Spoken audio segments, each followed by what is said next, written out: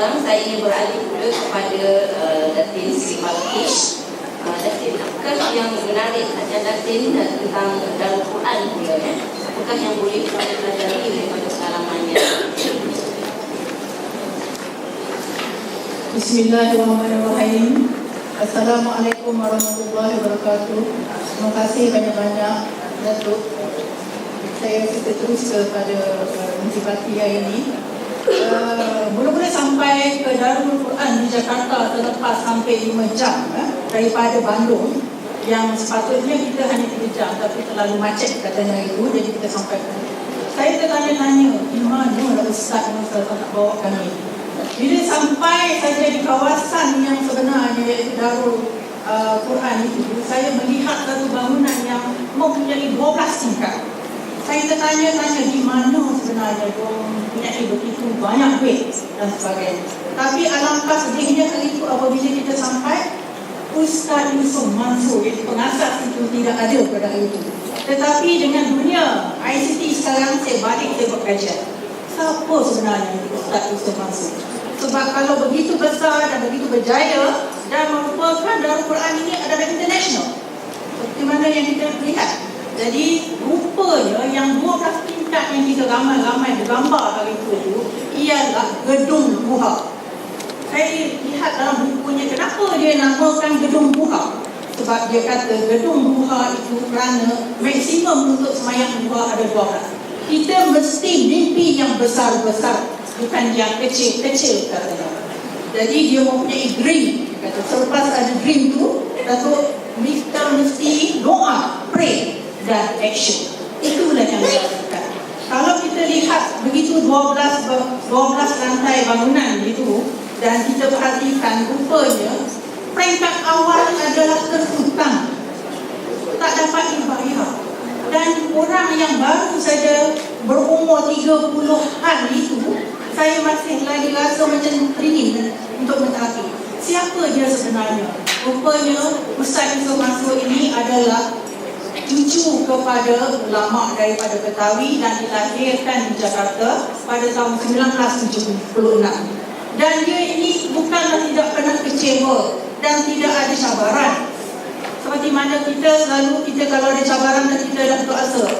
Rupanya dia sudah melakukan bisnes sebelum itu, tetapi terkandas begitu banyak kali. 2 kali dia masuk penjara. Kenapa? Kerana hutang sekali pinggang tak dapat dibayar.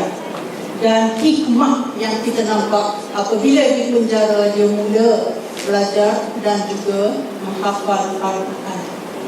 Dari situlah selepas 2 kali masuk penjara, dia mempunyai cita-cita yang besar dan bergabung dengan beberapa kawannya dan mendirikan gedung duha tadi, dan secara besar-besaran memperkenalkan trilogi dia itu tadi, iaitu doa, pray dan action itu ditambah pula dengan kita boleh katakan pendekatan yang sangat sederhana. Dia mendekati komuniti dengan sesuatu yang sangat humble. Pendekatan yang sangat humble. 1 hari 1 ayat, dan hanya dengan cara begitu dan mendapatkan dana-dana melalui sedekah. Dan dia tidak berputus asa, terus hingga ke 100 pondok-pondok.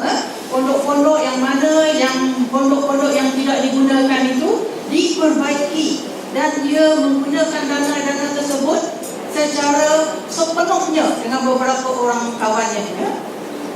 Okey, daripada ciri-ciri yang dia mempunyai itu, saya melihatkan bahawa dia mempunyai masyarakatnya hanya sedekah bermula dengan RM20,000 sahaja.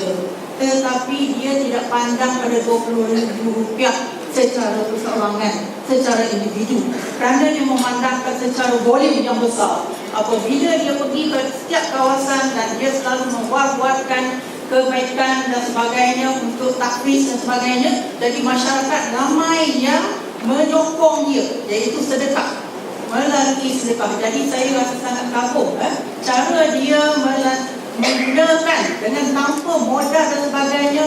Dan saya melalui buku dia, saya dapati dia dah 2 kali menjual kereta, mobil-mobilnya, dan sampai satu hari itu saya sangat sedih apabila membaca, apabila dia sampai pada satu restoran dengan 3 orang sahabat dia tu Ustaz, 3 orang sahabat tu apabila dah makan semua letup, barulah dia perhatikan bila nak keluar duit kosong. Jadi dia berperan hingga begitu, maksudnya tidak ada duit langsung. Dan 12 tingkat yang bangunan dinaik itu juga tidak ada dana semasa itu. Tapi selepas secara bersungguh-sungguh bermotivasi dan juga pergi ke kawasan-kawasan untuk menceritakan, mengeluarkan dan menceritakan, dan dia juga mempunyai personality yang bersungguh-sungguh untuk mendirikan Darul Quran ini, kerana dia sendiri iaitu mempunyai ciri-ciri yang semayang pada tepat waktu, dan dia memberitahu dalam bukunya bahawa duha dan juga tahajud dia tidak pernah tinggal. Itulah yang kita kena ambil iktibar, dan juga dia tidak berputus asa. Dan kalau kita melihat baiknya murid-murid, kita mesti lihat siapa gurunya, dan dia juga mempunyai tauladan yang sangat baik kerana anak dia sendiri merupakan hafizah Al-Quran, ya.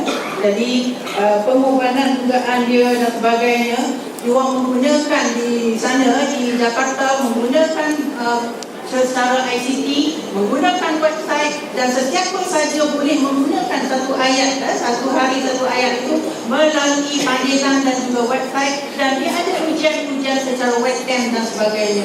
Saya sebanyak saya cerita, tapi sebenarnya Datuk dah pandang saya ni, saya kata masa dah cukup jadi saya rasa kalau siapa-siapa yang ingin mengetahui lagi, bolehlah berjumpa dengan saya untuk secara lanjut. Dan saya mengambil kesempatan ini, terima kasih banyak-banyak kepada pengurusi kita, pengurusi LKI, PIPM, dan juga pengurusi dan juga jawatan kuasa yang telah kurang-kurangnya membawa kita ke sana, dan juga tidak lupa kepada ustazah, hafizah dan juga ustaz yang telah memberi satu pengalaman dan juga saya rasa menjadi hikmah dan juga sesuatu yang kita boleh ambil secara positif untuk membaiki diri kita. Sekian wabillahi taufiq. Wassalamualaikum warahmatullahi wabarakatuh.